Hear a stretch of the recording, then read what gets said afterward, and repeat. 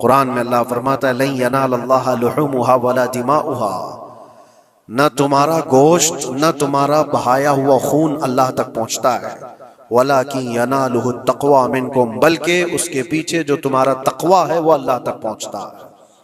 तुम्हारी नीयत देखी जा रही है, तुम्हारा इखलास देखा जा रहा है। इसीलिए कहा गया कोई गोश्त खाने की नीयत से कुर्बानी करता है तो उसकी कुर्बानी होगी ही नहीं।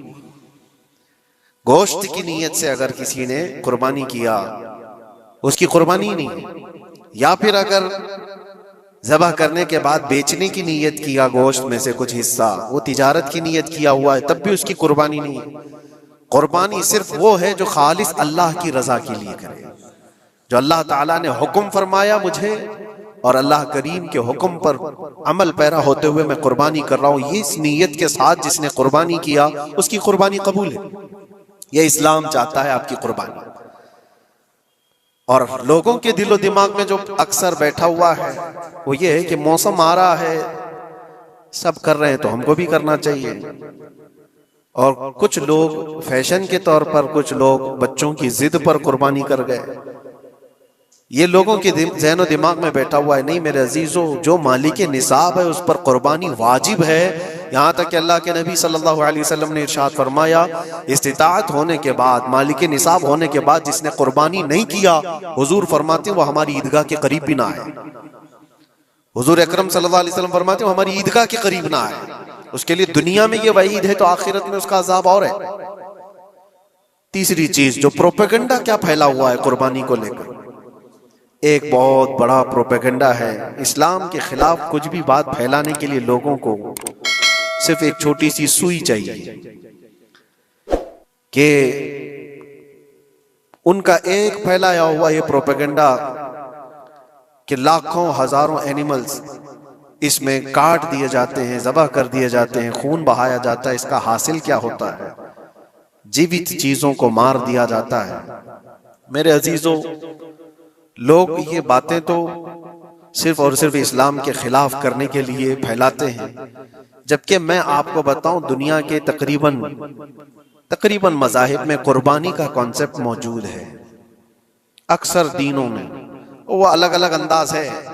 कहीं बलि चढ़ाना हो गया है, कहीं देवता को कुछ पेश करना हो गया है। कुर्बानी का कई जगहों पर ये कॉन्सेप्ट मौजूद है, लेकिन कोई अपने गरेबान में झांकता थोड़ी ना, दूसरे के घर में झांकने की आदत ज्यादा होती है। इस्लाम की कुर्बानी लोगों को नजर आती है कि मुसलमान जितना प्रैक्टिकल है अपने दीन पर, दुनिया में कोई भी अपने दीन पर इतना प्रैक्टिकल नहीं है। कोई भी अपने दीन पर इस तरह पाबंदी से अमल करने वाला मिलता नहीं। जलन इसी बात की तो है कि कोई पोस्टर नहीं लगाते, कोई ऐलान नहीं करते और जुमा में पूरी सफे इनकी भरी नजर आती।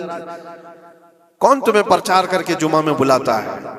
वो खालिक कायनात की तरफ से तुम्हारा जो लगाव है, वो जो तुम्हें खींच कर घरों से मस्जिदों में लाता है। फितनों का दौर है, उसके बावजूद जुमा में कोई भी मस्जिद ऐसी नहीं होगी जो खाली पड़ी हुई। मुसलमान आज के दौर में भी अपने दीन पर अमल पैरा है और ये तकलीफ का सबब बन जाता है दूसरों के लिए। इसी तरह कुर्बानी के अय्याम आते हैं तो कुछ मॉडर्न ख्यालात वालों को ला करके हमारे दरमियान पेश किया जाता है।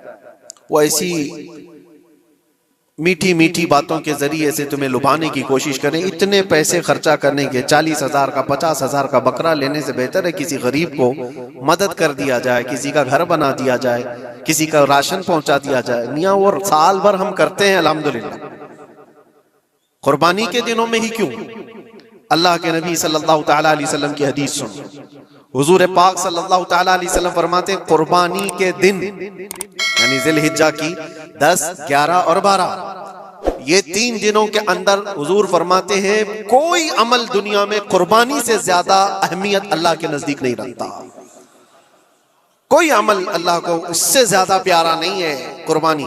और एक बात मैं आपको बताऊं, लोग हमें जालिम की शक्ल में पेश करते हैं कि काट देते हैं, ज़बह कर देते हैं। हम अपनी मर्जी से अगर काटें, अपनी ख्वाहिश के लिए काटें तो हराम है, और जिसने खुद जान डाला है उसके हुक्म पर काटे तो ये हराम नहीं है, ये उसके हुक्म की फरमाबरदारी है।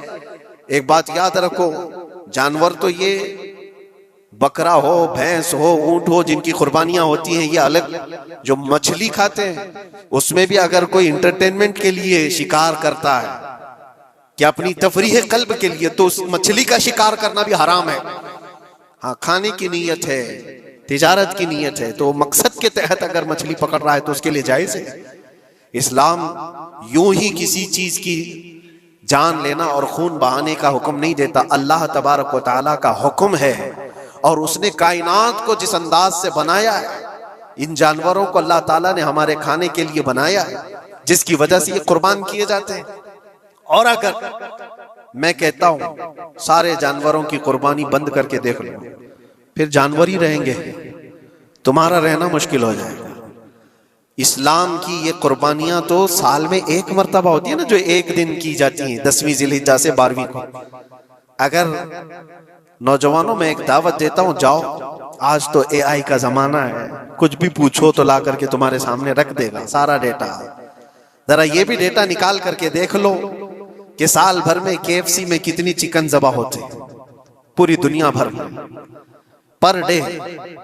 मैकडोनल्ड सिर्फ चिकन ही नहीं बेचता, गाय का गोश्त भी बेचता है पूरी दुनिया भर में, जिसको यहां पर भी बहुत सीने से लगा करके रखे गए हैं। पूरी दुनिया भर में उनका इस्तेकबाल है, क्योंकि अमेरिकन कंपनियां हैं, बाप दादा की कंपनियां हैं, इनको कोई आंख नहीं दिखा सकता।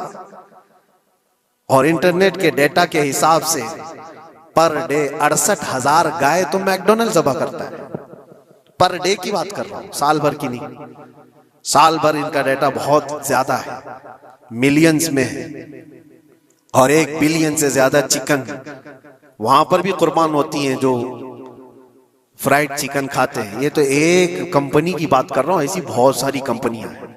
तो कभी किसी ने ये एतराज किया कि ये कंपनियां इतने जानवरों को ज़बह करती? नहीं, बकरीद के दिन सबके सींग नजर आते हैं, जानवरों की मोहब्बत उमड़ उमड़ करके आती है। साल भर जो कुर्बान हो रहे हैं, कभी किसी ने ऑब्जेक्शन नहीं किया कि ये सारे आउटलेट्स बंद क्यों नहीं कर दिए जाते, ये सारी दुकानें क्यों नहीं बंद कर दी जाती जो साल भर ज़बह कर रहे हैं। हाँ, हो सकता है मैकडोनल्ड यहाँ नहीं ज़बह करता गाय को, क्योंकि यहाँ पता है हालात सही नहीं है, लेकिन दूसरी जगह पर जाकर देखें, सब जगह पर बीफ आसानी से उनके यहाँ मिलता है। मैं ये बातें सिर्फ और सिर्फ ये इसलिए कह रहा हूं, फैलाया हुआ प्रोपेगेंडा क्या है, जानवरों से मोहब्बत ये सिखाएंगे हमें। अल्लाह के नबी सल्लल्लाहु तआला अलैहि वसल्लम फरमाते हैं, बनी इस्राइल की एक खातून को मैंने जहन्नम में देखा। किस बुनियाद पर? फरमाते हैं वो इबादत गुजार थी, जाहिदा थी, परहेजगार थी, लेकिन एक बिल्ली पाली हुई थी, और उसने कभी इबादत करनी होती तो 2-2 दिन 3-3 दिन तक अपने कमरे में गोशा नशीन हो जाती थी अकेली, और उसने अपनी बिल्ली को एक जगह पर गले से रस्सी लगाकर बांध दी, और 3 दिन तक वो अपनी इबादत में रही, मसरूफ रही। और 3 दिन के बाद उसे ख्याल आया तो जाकर देखी बिल्ली मर चुकी थी। हदीस पाक में, सही हदीस है, अल्लाह के नबी सल्लल्लाहु अलैहि वसल्लम फरमाते सिर्फ इस बुनियाद पर अल्लाह तबारक व तआला वो इबादत करने वाली औरत को जहन्नम में भेज दिया। जो मेरी मखलूक पर रहम नहीं करता वो रहम के काबिल नहीं है। ये सिखाएंगे हमें जानवरों पर रहम करना। हम जिस जानवर को ज़बह करते हैं वो अल्लाह के हुक्म से करते हैं, उसके अलावा किसी भी जानवर को जुल्म करना, अल्लाह के नबी सल्लल्लाहु तआला अलैहि वसल्लम की हदीसों में से ये है कि जानवर पर जुल्म करना जिम्मी पर जुल्म करने से बड़ा है। और जिम्मी क्या है? जिम्मी वो जो मुसलमानों के मुल्क में अमन के साथ रहने के लिए रिक्वेस्ट किया हुआ हो और इस्लामी हुकूमत उसे अमन दी हुई हो। और अल्लाह के नबी सल्लल्लाहु अलैहि वसल्लम फरमाते हैं मुसलमान पर जुल्म करने से ज्यादा बड़ा जुल्म जिम्मी पर जुल्म करना है, और उससे बड़ा जुल्म जानवर पर जुल्म करना है। ये मेरे आका के फरमान है। नबी अकरम सल्लल्लाहु अलैहि वसल्लम ने फरमाया वो रहमतुल लिल आलमीन है। और एक बड़ी बात मैं आपको बताऊं, जो ये फैलाया जाता है कि जानवरों पर जुल्म जुल्म, सैयदना इमाम गजाली रहमतुल्लाह तआला अलैह की एक बात मैं पढ़ रहा था, हुज्जतुल इस्लाम, जिनकी किताबें पढ़ करके लोग अल्लाह के वली बन गए। इमाम गजाली का नाम सुना है? इतनी किताबें उन्होंने लिखा, तसव्वुफ के इमाम हैं, इल्म कलाम के इमाम हैं, मंतिक के इमाम हैं, फिक़ह और तसव्वुफ के इमाम हैं, बेशुमार उलूम व फ़ुनून के दरिया बहाए हैं। उस हुज्जतुल इस्लाम इमाम गजाली रहमतुल्लाह अलैह के इंतकाल के बाद उनके भाई ने उनको ख्वाब में देखा और पूछा, आपके साथ अल्लाह ने क्या मामला फरमाया? इमाम गजाली फरमाते, अल्लाह ने मुझे बख्श दिया, मेरी लिखी हुई किताबें, मेरी इबादतें, हजारों को जो मैंने पढ़ाया वो शागिर्द, ये सारी चीजों की वजह से नहीं, बस एक काम की वजह से। पूछा वो कौन सा काम? कहा एक बार मैं किताब लिख रहा था और सियाही में कलम डुबो करके लिखा जाता था, और सियाही जो बनती थी वो फलों के रस से निकाल कर, और लकड़ी का कलम उसमें डुबो करके लिखा जाता था। तो मैं लिख रहा था कि एक मक्खी आकर सियाही पर बैठ गई। मैं अपना कलम रोक लिया कि हो सकता है वो प्यासी हो, पी कर चली जाए। काफी देर तक वो मक्खी उस सियाही पर बैठी रही, और पी करके जब वो उड़ गई तो फिर मैं अपना कलम चलाता रहा। ये बात तो जिंदगी में आई और गई, मैंने तो इसको छोटा समझा था, लेकिन मेरी मौत के बाद रब तबारक व तआला ने मुझे उठाकर फरमाया, जिसने मेरी छोटी मखलूक पर रहम किया, बस इस नेकी की बुनियाद पर मैं तुझे जन्नत अता करता हूं। एक जानवर पर रहम करने की बुनियाद पर, एक जानवर पर रहम करने की बुनियाद पर। और हदीस पाक में, सही हदीस पाक में ये भी है, एक तवाइफ थी जिसने मरते हुए कुत्ते को बचाया था पानी पिलाकर, और उस बुनियाद पर उसकी बख्शिश हो गई। तवाइफ थी और रहम किया जानवर पर तो उसकी बख्शिश हो गई। मैं इस्लाम की वो चीजें तुम्हें बता रहा हूं जो दुनिया तुम्हारे सामने ये चीजें लाने से आजीज है और कासिर है। यहां तक कि अल्लाह के नबी सल्लल्लाहु तआला अलैहि वसल्लम ने फरमाया, जानवर पर अगर तुमने जुल्म किया है तो जिस तरह से जुल्म करोगे कयामत के दिन ये अपने सींगों के साथ, अपने खुरों के साथ उठेगा और उसी तरह से उसका बदला भी दिलाया जाएगा। वो तुम्हें मारेगा कयामत के दिन और बदला लेगा। ये भी हदीस पाक में। जानवर पर हमें उसके चेहरे पर मारने का हुक्म नहीं है, उसको उसकी ताकत से ज्यादा बोझ डालने का हुक्म नहीं है। अल्लाह के नबी सल्लल्लाहु तआला अलैहि वसल्लम के पास एक सहाबी आए, ऊंट पालते थे। कहा एक ऊंट बहुत सरकश हो गया है, और जब ऊंट सरकश हो जाता है ना, किसी की खोपड़ी खींच लेता है, हाँ वो उसी वक्त सर को पकड़ लिया तो आदमी वहीं खत्म हो जाए। वो किसी के काबू में नहीं आ रहा था, हुजूर के पास आए। रसूल पाक सल्लल्लाहु अलैहि वसल्लम ने फरमाया, चलो मैं चलता हूँ, देखता हूँ। सहाबा कहते हैं हुजूर जब चलने लगे तो हमें खौफ हुआ, डर हुआ कि ये ऊंट बिदक गया है, सरकश है, कहीं कुछ नुकसान ना पहुंचाए। और तन्हा मेरे मुस्तफा सल्लल्लाहु अलैहि वसल्लम आगे बढ़ते चले गए। सहाबा कहते हैं हमें डर लग रहा था, लेकिन मेरे अजीजों वो रहमतुल लिल आलमीन है, सबकी रहमत बनकर आए। नबी पाक सल्लल्लाहु तआला अलैहि वसल्लम जब करीब गए तो ऊंट कोई सरकशी नहीं किया, कुछ नहीं। हुजूर पाक सल्लल्लाहु तआला अलैहि वसल्लम के चेहरे के पास अपना मुंह करता है और अपनी जुबान को चपड़ चपड़ चपड़ करते हुए अपनी जुबान हिला रहा है, और हुजूर पाक सल्लल्लाहु तआला अलैहि वसल्लम ऐसे सुनते जा रहे हैं जैसे किसी दानिश्वर की बात सुन रहे हैं। फिर नबी पाक सल्लल्लाहु अलैहि वसल्लम ऊंट के मालिक की तरफ मुतवज्जे हुए और कहा, यह ऊंट तेरी शिकायत कर रहा है, ये ऊंट तेरी शिकायत कर रहा है। ये सरकश इसलिए हुआ कि तू इसकी ताकत से ज्यादा बोझ इस पर डालता है और खाना इसको कम दिया करता है। क्या ये बात सही है? वो जो बद्दू थे, जो ऊंट के मालिक थे, उन्होंने चेहरा झुका लिया और कहा, वादा करता हूं हुजूर पाक सल्लल्लाहु अलैहि वसल्लम से कि उससे ज्यादा, उसकी ताकत से ज्यादा बोझ नहीं डालूंगा, और उसका चारा, उसके खाने का इंतजाम रोजाना किया करूंगा। नबी पाक सल्लल्लाहु अलैहि वसल्लम ने उस ऊंट की रस्सी पकड़ी और मालिक को दे दिया। फिर वो ऊंट उसी तरह ताबेदार होकर निकल पड़ा। ये इस्लाम में मेरे आका सल्लल्लाहु तआला अलैहि वसल्लम का आदल तो देखो, उनकी ताकत से ज्यादा का बोझ डालने का हुक्म नहीं है। और दुनिया ये प्रोपेगेंडा फैलाई हुई है कि यहाँ जानवरों को काटा जाता है। जो ज़िबाह करने का हुक्म है वो अल्लाह के हुक्म से है। मेरे रब तबारक व तआला ने खुद जान डाली, हमारी जान का भी वही मालिक है, जानवरों के जान का भी वही मालिक है। अगर अल्लाह का हुक्म ना होता तो हमें चूंटी मारने की भी इजाजत नहीं, अल्लाह का हुक्म ना होता तो हमें किसी को भी कुर्बानी करने की इजाजत नहीं होती। ये रब तबारक व तआला का हुक्म है, तो जाहिर सी बात है हम अल्लाह के बंदे हैं। रब तबारक व तआला जानवरों की कुर्बानी का हुक्म दिया, इसलिए हर साल बकरीद में मुसलमान कुर्बानी करते हैं। अगर अल्लाह चाहे तो अपने बेटों की कुर्बानी का भी हुक्म दे दे, और दिया है रब तआला ने, और वो भी करके दिखाया सैयदना इब्राहिम अलैहिस्सलाम। अल्लाह तबारक व तआला अगर हुक्म दे तो क्या तुम ऐसे मुसलमान नहीं हो? मुसलमान का मतलब होता है सर झुकाने वाला अल्लाह के हुक्म के आगे। ये नहीं पूछेगा कि क्यों है और कैसे है। मुस्लिम कहते हैं अपना सर झुका दिया अल्लाह की बारगाह में, उसके हुक्म के आगे। अल्लाह तबारक व तआला हमारी जानों का मालिक है।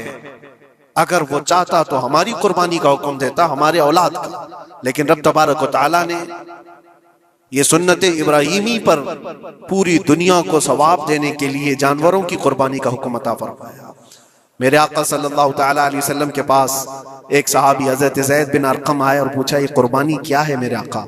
हुजूर अकरम सल्लल्लाहु अलैहि वसल्लम ने फरमाया, जिस जानवर की की कुर्बानी करोगे उसके हर बाल के बदले तुम्हें अल्लाह एक नेकी अता फरमाएगा। जितने उसके जिस्म में बाल होंगे, हर बाल के बदले अल्लाह तुम्हें एक नेकी अता फरमाएगा। और हुजूर अकरम सल्लल्लाहु तआला अलैहि वसल्लम ने यह भी इरशाद फरमाया कि तुम जानवर का इंतखाब अच्छा करो, इसलिए कि कल बरोज़े क़यामत पुल सिरात पर यह तुम्हारी सवारी बनकर आएगा, जिस पर बैठकर तुम जन्नत में जा रहे होगे। और लोग ये भी पूछते हैं, हमने एक बार कुर्बानी की है तो वहां सवारी कौन सी वाली आएगी? ये भी मिलता है रिवायत में। तुमने अपनी जिंदगी में जो सबसे पहले कुर्बानी की है उस पर सवार होगे, लेकिन हर साल की कुर्बानी वाले जानवर भी सवारी बनकर तुम्हारे इर्द गिर्द आएंगे, वो सब होंगे। तुम इंतखाब करो जिस पर सवार होना चाहो। इसीलिए कुर्बानी में ऐब वाले जानवर की कुर्बानी जायज नहीं। लंगड़ा हो, लूला हो, कान कटा हुआ हो, क्यों जायज नहीं है? दुनिया तो ये समझती है कटने वाला जानवर वो होना चाहिए जो रिजेक्टेड हो, जिसको काटा जा रहा है वो दुनिया में काम के लायक ना हो, उसको काटना चाहिए। दुनिया का ये कॉन्सेप्ट है, दुनिया का तस्वुर ये है। लेकिन नहीं, अगर कोई अपने इस्तेमाल के लिए काट रहा होता तो मैं कहता हाँ, रिजेक्टेड माल काट लो, लेकिन ज़बह जो हम करते हैं कुर्बानी में वो अपने लिए नहीं, वो रब्बे जुल जलाल के लिए है। इसीलिए बंदा ये देखे मैं अपने रब की हुजूर क्या पेश कर रहा हूं। तुम अगर कोई हदिया तोहफा खरीदने जाते हो अपने किसी इज्जतदार शख्स के लिए, तो इंतखाब सोच समझ करके करते हो कि जिसको मैं देने जा रहा हूं ये कितना वैल्यू वाला होना चाहिए, कितना इज्जत वाला होना चाहिए, और जो रब ताला की बारगाह में पेश कर रहे हो उसका भी आप ख्याल रखो। इसलिए लोग काम चलाने की बातें तो बहुत करते हैं। कुर्बानी के मुतालिक कुछ बातें हैं जो मुझे आज अर्ज करनी थी, इसलिए मैंने आज इस मौजू पर आपसे खिताब किया। बहुत सारे लोग तरह तरह के अफवाहें भी फैलाते हैं। ये तो उन गैर मुस्लिमों के एतराज़ात का मैंने जवाब दिया। दुनिया भर में हमारे ऊपर इल्जाम कि ये लाखों जानवरों को ऐसी ज़बह कर देते, काट देते हैं। लेकिन मेरे अजीजों, यही वो दुनिया है जो एक तरफ तो जानवरों की हिमायत और मोहब्बत की बात करती है, और दूसरी तरफ इनके बड़े बड़े मल्टीनेशनल कंपनियां जानवरों को बेदरीग ज़बह करते हैं, कत्ल कर रहे हैं, और खाने में भी इस्तेमाल कर रहे हैं। और सिर्फ इतना ही नहीं, सारे जानवरों की खालें, लेदर की बैग, लेदर के जूते, लेदर के बेल्ट, लेदर की टोपियां, लेदर के जैकेट सब बना करके दुनिया पहन रही है, और कीमती चीजों में उसको शुमार किया जाता है। इनसे कोई सवाल नहीं करता कि ये सब चीजें कहां से तुम लाए, ये सब चीजें तुम कहां से लाए? क्या बगैर किसी जानवर के ज़बह किए हुए उसकी खाल का इस्तेमाल करते हो? लेदर का इस्तेमाल तो सारी दुनिया बड़े फख्र से कर रही है, हत्ता कि घरों के इस्तेमाल करने वाले सोफे और कुर्सियों पर तक इस्तेमाल है, अपनी बैठने वाली गाड़ियों में कार की सीट पर तक इस्तेमाल है। तुम्हारे पहनने वाले जूते, तुम्हारे पहनने वाले बेल्ट, तुम्हारे पहनने वाले जैकेट, सब जगह तुम्हारा इस्तेमाल है। और सिर्फ मैं ये नहीं कह रहा कि दुनिया में सिर्फ मुसलमान इस्तेमाल करते हैं, सारी दुनिया लेदर का इस्तेमाल करती है। ये लेदर कहां से आता है?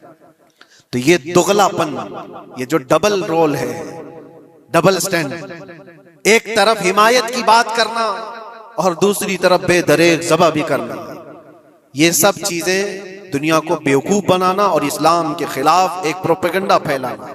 लेकिन ऐ मुसलमान, ज़हन और दिमाग में किसी ऐसे मॉडर्न कल्चर के ऐसा कोई फरेफ्ता हो, उसकी बातों में आकर तुम ये सोचो कि नहीं, इतने पैसे मैं कुर्बानी के बजाय सदका कर दूं, किसी गरीब को दे दूं, नाजायज है। तुम्हारे ऊपर से कुर्बानी का वजूब खत्म नहीं होगा, वो उसी तरह से बाकी रहेगा और गुनहगार भी रहोगे।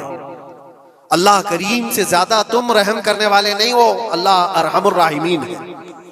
अल्लाह अरहमुर राहिमीन है। जब वो हुक्म अता फरमा रहा है तो क्या तुम्हारे दिल में उससे भी ज्यादा रहम है?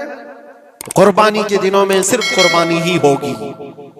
अब कुछ जो चीजें ऐसी हैं फैलाई गई, देखिए एक बात मैं आपको बताऊं, अल्लाह के नबी सल्लल्लाहु तआला अलैहि वसल्लम रहमतुल लिल आलमीन है, सबका मानना अकीदा है।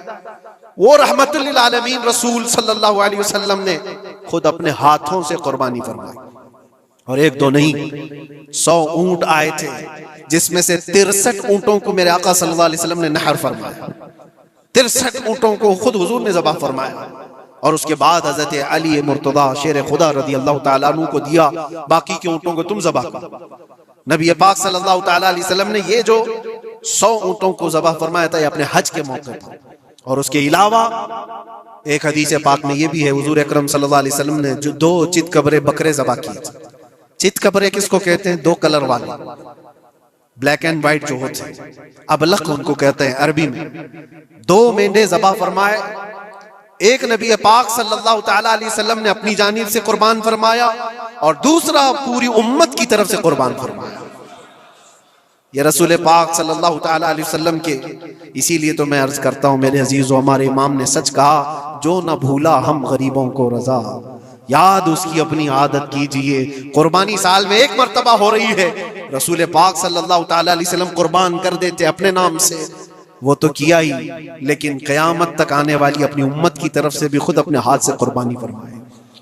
आज उम्मत ये पूछती है मेरे अजीजों, कुर्बानी के लिए 1400 साल पहले तुम्हारे रसूल ने तुम्हारी जानिब से कुर्बानी की, और अल्लाह ने जिसको इस्तिताअत दी, जिसको ताकत दी, मैं ये चाहता हूं कि तुम्हारे ऊपर जो कुर्बानी वाजिब है, अपनी कुर्बानी करो, साथ में एक और कुर्बानी मेरे मुस्तफा की तरफ से करो, हुजूर अकरम सल्लल्लाहु अलैहि वसल्लम की तरफ। जबकि उनके एहसान का बदला पूरी उम्मत नहीं अदा कर सकती, लेकिन हम हदिये तशक्कुर के तौर पर अपनी तरफ से पेश कर सकते हैं।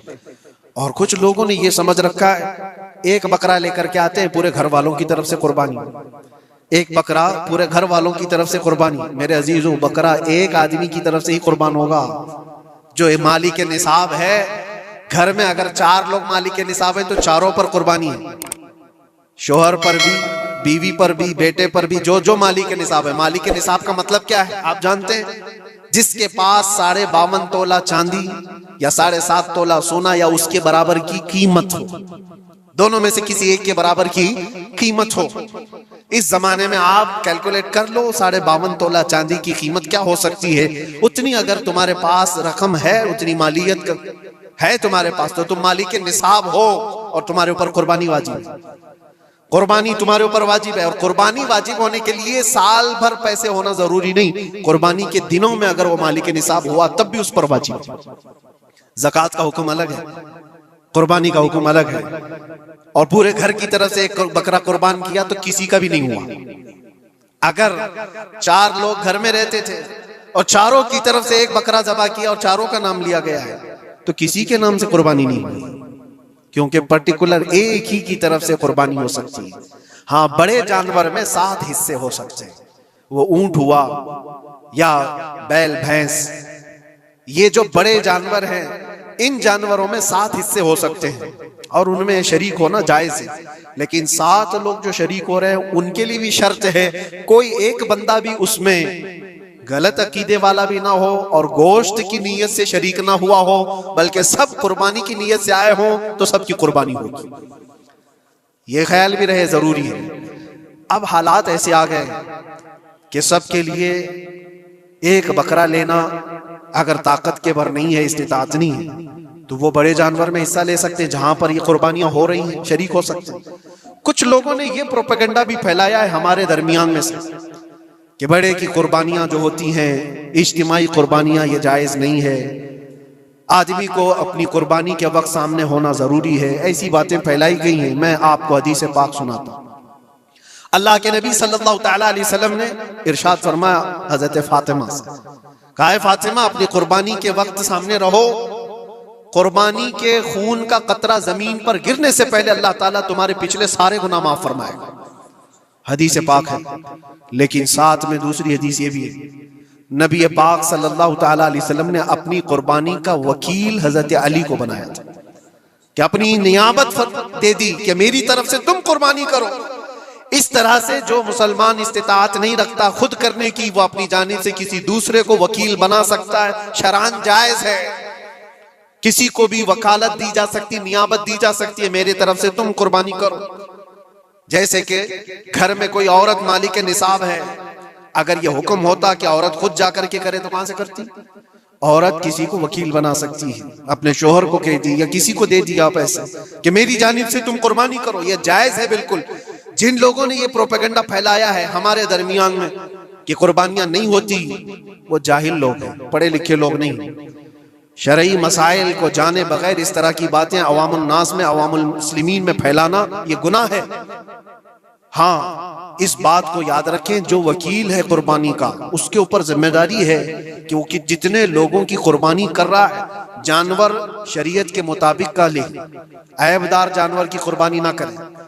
लागर हो, कमजोर हो, सींग टूटा हुआ हो, कान कटा हुआ हो, पैर कटा हुआ हो, दुम कटी हुई हो, या इतना कमजोर के चल नहीं सकता, खड़ा नहीं हो सकता, ऐसा ऐबदार जानवर ना ले। ये वकील की जिम्मेदारी है जो सबकी तरफ से कुर्बानी कर रहा है।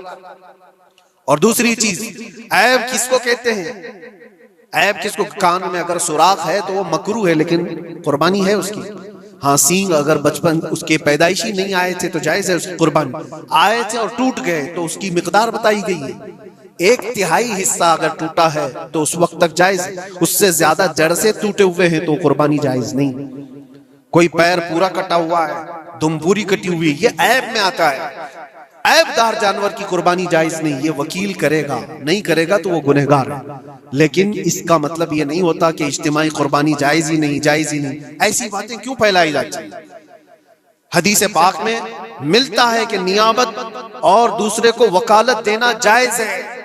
अब कुछ लोग ये भी फैलाते हैं कि कुर्बानी के जो हिस्से लिए जाते हैं, गोश्त दिया जाए तो उसकी कीमत अलग होती है, गोश्त ना लो तो उसकी कीमत अलग होती है। सब फैली हुई चीजें हैं। उसका रीजन भी पता करना चाहिए। ऐसी बगैर इल्म के बात करने से 4000-5000 रुपए का एक हिस्सा आता है अगर शहर में कोई बड़ा जानवर ज़बा करे, क्योंकि महंगा मिलता है बैल, और बाहर जब जाकर के कोई ज़बा कर रहा है तो वही एक हिस्सा 1500 रुपए में, 2000 में हो जाता है। तो कुछ लोगों को ये गलत फहमी फैलाई जाती है कि ये लोग करते ही नहीं है और ऐसे ही पैसे वसूलते हैं। ऐसा नहीं। दूर दराज कुछ इलाके ऐसे हैं, बंगाल है, उड़ीसा है, और भी कई इलाके बिहार के, जहां पर बड़े जानवर निहायत ही सस्ते दाम में मिलते हैं।